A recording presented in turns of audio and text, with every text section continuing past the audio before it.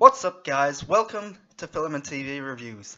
Today I'm reviewing Season 2 of The Deuce. This I think is a really underrated and overlooked show because I really like it. I understand why it might be underrated and overlooked.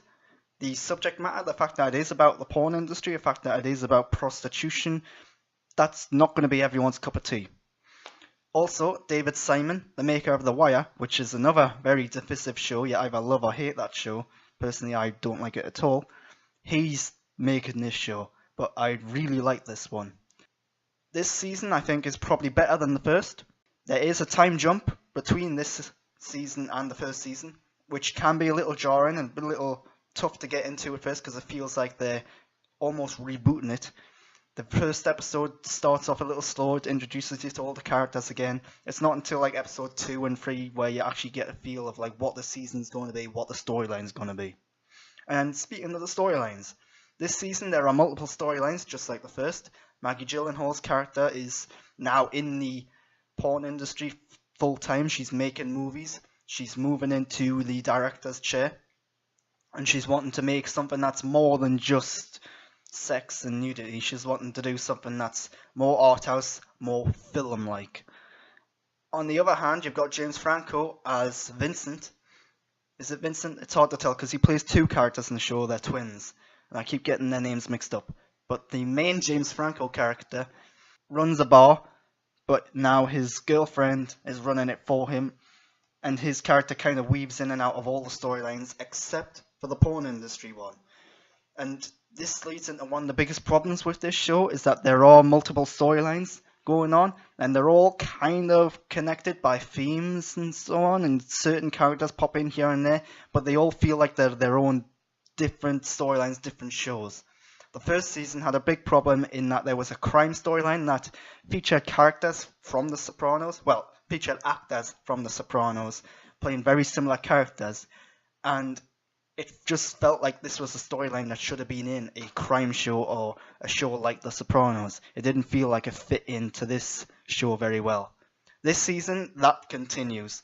They haven't really fixed that issue, but I do think the storylines in this season are better than that in the first one. There are some smaller storylines going on. There's one involving James Franco's other character, who's a really unlikable guy. He just does what he wants, takes money whenever he wants it, and a lot of these storylines don't feel entirely necessary. They feel somewhat forced in and just inserted when there's like trying to fill in time. They don't all amount to much in the end. There's one where there's a character trying to open up a fine fancy club, let's say. Not that the characters are bad, they're just not anywhere near as interesting as the main storylines going on, and you have to wonder, why is so much attention being put on this? What's the end goal going to be? Because it's so unrelated to everything else that's going on. Why are you putting focus on this seemingly pointless storyline? But while we're talking about the characters in this show are really, really good and really well acted. Maggie Gyllenhaal is brilliant in the now lead role. In the first season, she was very much joint lead with James Franco, but now she's very much the main character. James Franco's role has been reduced, and I'm not sure if that's because of the allegations against him. But James Franco, good actor, can't fault that. Controversy aside, he does a really good job here, playing two very different parts. He gives them unique personalities, unique styles. One is more subdued and serious, while one is much more brash and outspoken and confident. The other characters in the show are really good too. There are some smaller characters, the pimps, all of them, while being very unlikable characters, they are well acted. I say they're unlikable, you're not supposed to like them because they are pimps, they are abusing women and they are using them to their advantage and taking money from them. But there are a couple in there that do get more development, that do become more than just stereotypical pimp characters, and dare I say, they do become a bit likable. One in particular who actually moves away from being a pimp to being a porn star.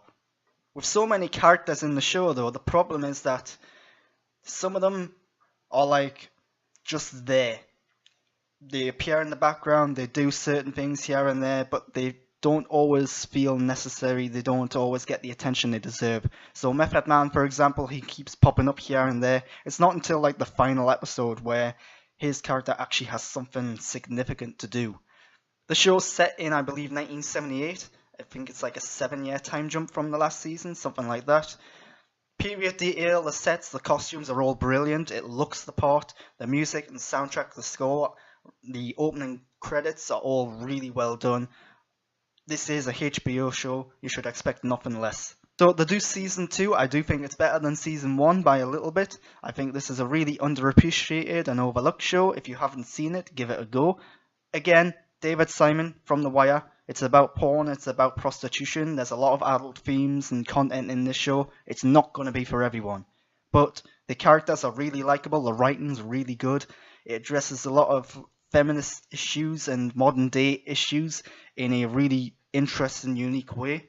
I do recommend you watch this show, and that's all I've got for today. So if you liked what you've seen, you can subscribe to my channel, give me a thumbs up. I'd appreciate it if you went onto Twitter and Instagram and follow me on at @the_Grant Burton. But that's the end of this episode. Until next time, thanks for watching.